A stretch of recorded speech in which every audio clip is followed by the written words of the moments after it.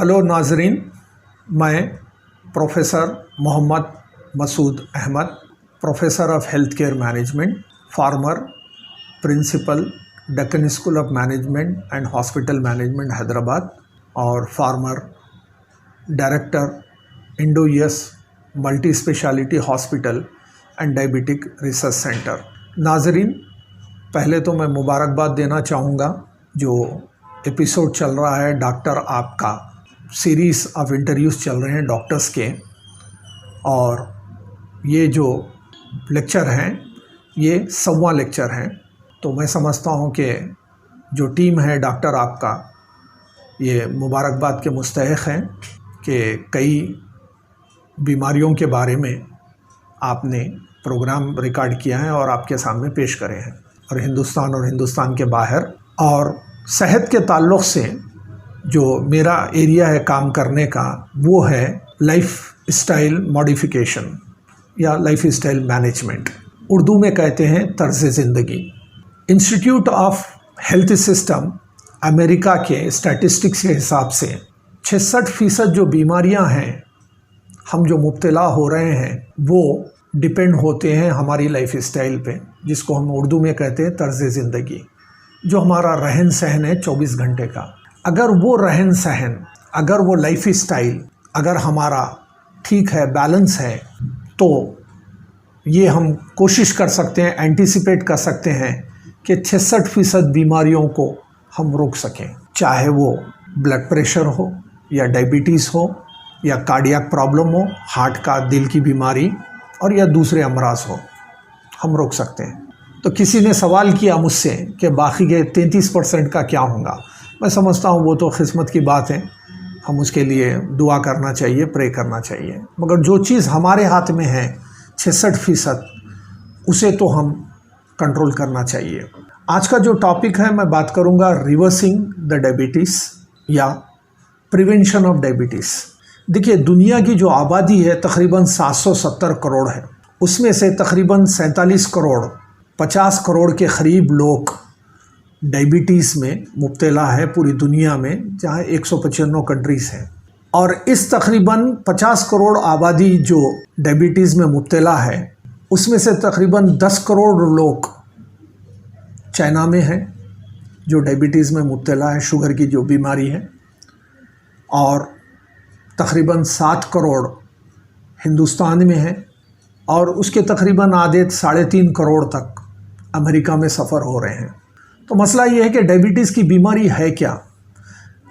अगर स्ट्रिक्टली बात कर रहे हैं मेडिकल साइंसेस में, हम कहते हैं कि डायबिटीज़ और हार्ट, इसकी कोई डिसीज़ नहीं होती है, एक हेल्थ पैरामीटर है, ये एक पैमाना है।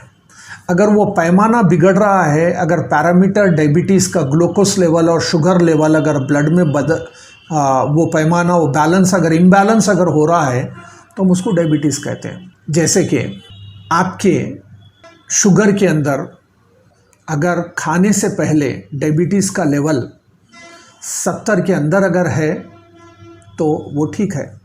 खाने के 2 घंटे के बाद अगर शुगर का जो लेवल है अगर वो 140 है तो वो ठीक है। यानी तो कौन सी भी टाइम पे हम उसको रैंडम ब्लड शुगर कहते हैं, अगर वो 140 के अंदर है तो वो ठीक है। तो ये जो 70 और 140 का जो मामला है, फास्टिंग में है या पोस्ट लंच में है, इससे ज़्यादा अगर शुगर बढ़ रही है ब्लड में तो हम कहते हैं कि डायबिटीज़ के मरीज़ हैं। ये जो शुगर ब्लड में मिलना, आम तौर पे हम इसको ग्लूकोज कहते हैं, मगर एक आम आदमी नहीं, ये शुगर कहते हैं। तो होता क्या है, आम तौर पे जो इंसान का जो जिस्म है उसमें कई सेल्स हैं। तकरीबन अगर आप इंटरनेट पे जाके देखेंगे तो कहते हैं कि 30 ट्रिलियन सेल्स हैं या 33 ट्रिलियन सेल्स हैं, इतने सेल्स हैं, 30 ट्रिलियन। तो ये जो सेल्स होते हैं तो उसको उर्दू में कहते हैं खलिए। हर सेल की अपनी एक जान होती है, उसमें जान होती है और उसको ग़िज़ा की ज़रूरत होती है।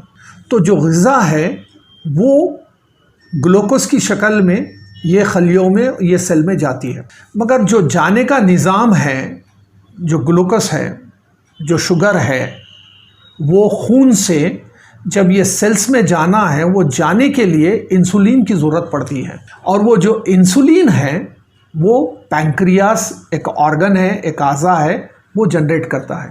पैंक्रियास जिसको उर्दू में लबलबा कहते हैं, वो पेट में होता है, एक ऑर्गन है वो।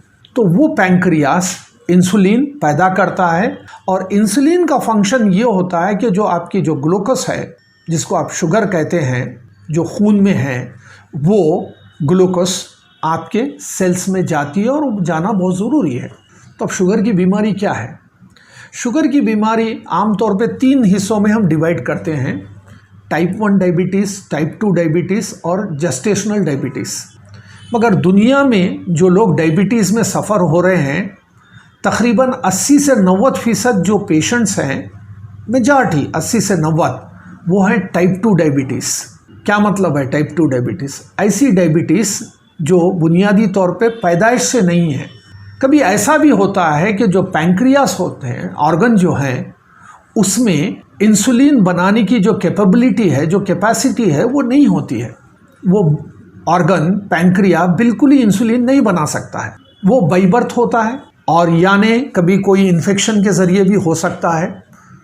तो जहाँ पर पैंक्रियास इंसुलिन बिल्कुल नहीं बनाता है, उसको हम कहते हैं टाइप 1 डायबिटीज़।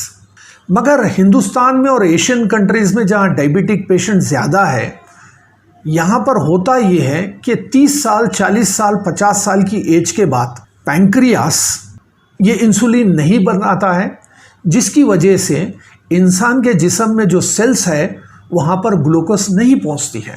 तो जब नहीं बनाता है तो आपको या तो मेडिसिन के ज़रिए उसको सब्स्टिट्यूट करना पड़ेगा आपको, या नहीं तो इंसुलिन के ज़रिए। तो टाइप 1 डायबिटीज़ जो बाय बर्थ होती है, तो दवाओं की और इंसुलिन की ज़रूरत बाय बर्थ होती है।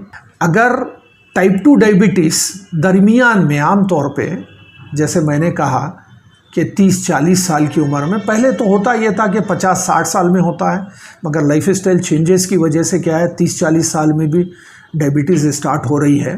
तो वहाँ पर आपको दवा की ज़रूरत पड़ेगी, यानी तो डायबिटिक मेडिसिन की या इंसुलिन की। और तीसरा जो टाइप है वो जेस्टेशनल डायबिटीज़ है, जीडी कहते हैं। जेस्टेशनल डायबिटीज़ ये चंद साल से इसके बारे में लोग ज़्यादा जान रहे हैं। ये है जो प्रेग्नेंट औरतें होते हैं, फीमेल्स, प्रेगनेंसी के टाइम पे ये एक डायबिटीज़ का प्रॉब्लम होता है पेशेंट्स को। आमतौर पे पहले ये देखा गया था कि ये सिर्फ प्रेगनेंसी के पीरियड में और डिलीवरी के टाइम पे होता है, और डिलीवरी के बाद ये डायबिटिक जो लेवल है वो नॉर्मल हो जाता था। मगर अब ये जो सिचुएशन है, क्योंकि लाइफ स्टाइल का इशू है, प्रेगनेंसी से पहले भी है, प्रेगनेंसी के टाइम पे भी है, प्रेगनेंसी के बाद भी है, उस वजह से ये जेस्टेशनल डायबिटीज़ जो प्रेगनेंसी में होती है वो भी प्रोलॉन्ग हो रही है। तो मुख्तसरन ये है कि डायबिटीज़ जो शुगर की बीमारी है, वो खून में शुगर और ग्लूकोज का ज़्यादा होना, जिस वजह से ये जो खून में शुगर और ग्लूकोज का ज़्यादा होना, ये इंसान के सेल्स में पहुंचना है, और पहुंचने के लिए इंसुलिन की ज़रूरत है।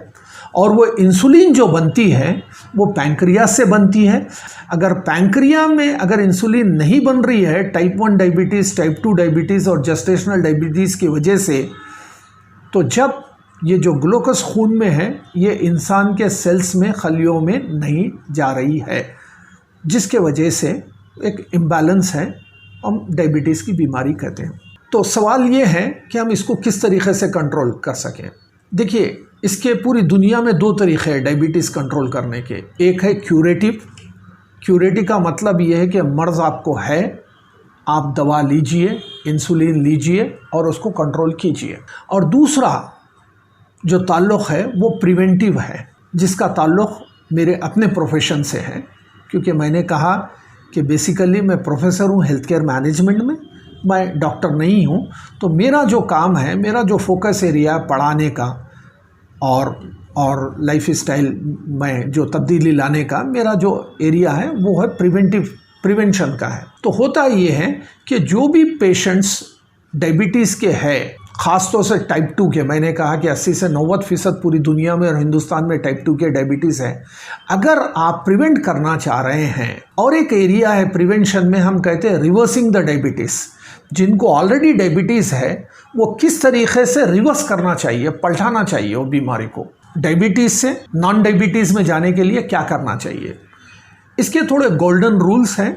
मैं समझता हूँ कि जो पेशेंट्स हैं उसको इस रूल्स को वो स्ट्रिक्टली, अंग्रेज़ी में हम कहते हैं रिलीजियसली, मज़हबी जो एक्टिविटीज़ होते हैं उस तरीके से अमल करना चाहिए। तो इसका जो प्रिवेंशन का जो मामला है, पहला मामला है खाने का मामला है, न्यूट्रिशन का है, न्यूट्रिएंट वैल्यू है।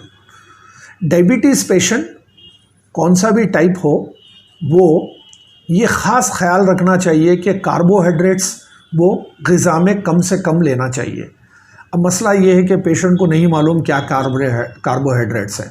मुख्तसरन मैं ये कहता हूँ कि हिंदुस्तान में हम हिंदुस्तानी जो ग़िज़ा लेते हैं उसमें 80 से 90% कार्बोहाइड्रेट्स होते हैं, या तो सिंपल कार्बोहाइड्रेट्स होते हैं या कॉम्प्लेक्स कार्बोहाइड्रेट्स होते हैं।